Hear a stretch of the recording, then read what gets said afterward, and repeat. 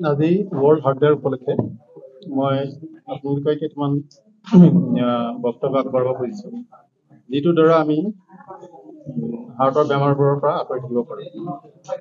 আমি যদি একদম বেছিকৰ পৰা যাওঁ, একচুৱেলি হাৰ্ট ডিজিজ এটা ক্ৰনিক ডিজিজ মানে লং ষ্টেণ্ডিং ডিজিজ। এই হাৰ্টৰ প্ৰব্লেমবিলাক সৰুৰ পৰা ষ্টাৰ্ট হয়। গতিকে আমি সৰুৰ পৰা আমি এটা হেল্ডি লাইফষ্টাইল আৰম্ভ কৰিব লাগে। সৰুৰ পৰা হেল্ডি লাইফষ্টাইল ষ্টাৰ্ট কৰাৰ উদ্দেশ্য হ'ল আমি সৰুৰ পৰাই ল'ৰা ছোৱালীবিলাকক শাৰীৰিক পৰিশ্ৰমৰ প্ৰতি উৎসাহ দিব লাগে বা তেওঁলোকক এনকাৰেজ কৰিব লাগে। আমি যিমান পাৰে তেওঁলোকক আউটডোৰ গেমত বিজি কৰি ৰাখিব লাগে। যিমান পাৰে মোবাইল, তাৰপিছত কম্পিউটাৰ এইবিলাকৰ পৰা মানে আঁতৰাই নহ'লেও মানে কম বিজি কৰিব লাগে। আমি আউটডোৰ খেল ধেমালি এইবিলাকৰ ওপৰত বেছি গুৰুত্ব দিব লাগে। That is number 1। এইটো যদি আমি সৰুৰ পৰা ষ্টাৰ্ট কৰোঁ, তেতিয়াহ'লে লং বেটাৰ লাইফত আমাৰ ফিজিকেল এক্টিভিটি কৰাৰ যিটো মানে ইচ্ছা, সেইটো ল'ৰা ছোৱালীৰ মাজত বাঢ়িব। ছেকেণ্ড, খাদ্যৰ এইটো ভেৰি ইম্পৰ্টেণ্ট। আমি মানে শ্বৰ্টকৈ ক'বলৈ গ'লে যিবিলাক প্লেণ্ট বেছড ফুড আছে, এইবিলাকক আমি বেছিকৈ এনকাৰেজ কৰিব লাগে। শাক পাচলি, ফল মূল, চালাড এইবোৰ খোৱাত আমি বেছি গুৰুত্ব দিব লাগে। মাছ মাংস খাব লাগে, কিন্তু মাংস খালে চাপ'জ আমি মাংস যদি খাওঁ, সেইটো খুব ফ্ৰিকুৱেণ্টলি খাব নালাগে। স্পেচিয়েলি অৰ্গেনিকবিলাক এভইড কৰিব লাগে, যেনেকৈ ব্ৰেইন, কিডনী, তাৰপিছত লিভাৰ, এইবোৰ যিমান পাৰে আমি কমাই খাব লাগে। স্কিনতো যথেষ্ট পৰিমাণে ফেট থাকে।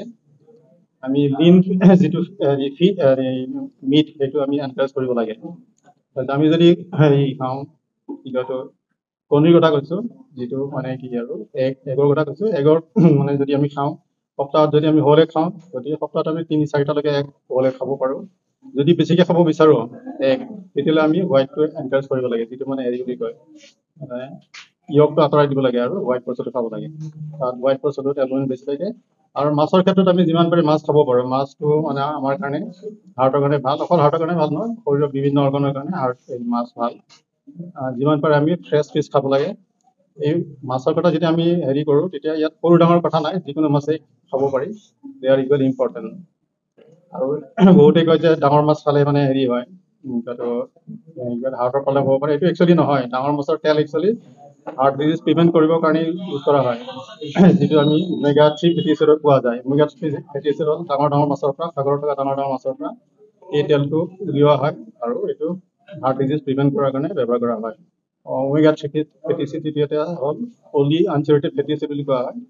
এইটো কনজাম্পশ্যন কৰিলে আমি চেচুৰেটেড ফেট কমাব পাৰি। একচুৱেলি চেচুৰেটেড ফেট, যিবিলাক ফেট মানে হেৰি তেজৰ নলীত জমা হয়, সেইবোৰ সাধাৰণতে এই হেৰিতে থাকে, এনিমেল প্ৰডাক্টতে থাকে। এনিমেল প্ৰডাক্ট মেইনলি আপোনাৰ হেৰি স্কিনত থাকিব, তাৰপিছত লিভাৰ, ব্ৰেইন, কিডনী এইবিলাকত মানে এনিমেল ফেট ফেটৰ পৰিমাণটো বেছি থাকে, যিটো ফেট চেচুৰেটেড ফেট। মাছত যিমান হেৰি পলি আনচেচুৰেটেড ফেটটো বেছি থাকে, আৰু গতিকে ফিছটো সেইফালৰ পৰা খাব পাৰি। আৰু তাৰপিছত ষ্ট্ৰেছ কমাবৰ কাৰণে বহুত ধৰণৰ উপায় আছে। ষ্ট্ৰেছ কমোৱাৰ আটাইতকৈ ডাঙৰ উপায় হ'ল আমি শাৰীৰিক পৰিশ্ৰম কৰিব লাগে। শাৰীৰিক পৰিশ্ৰম আটাইতকৈ মানে হেৰি আৰু ইজি ৱে হ'ল আমি ৱাকিং, ব্ৰিক্স ৱাকিং কৰিব পাৰিলে ভাল। আৰু যিবিলাকৰ সুবিধা আছে তেওঁলোকে খেল ধেমালি কৰিব পাৰে, বেডমিণ্টন, তাৰপিছত ফুটবল, ভলীবল যি খেলে।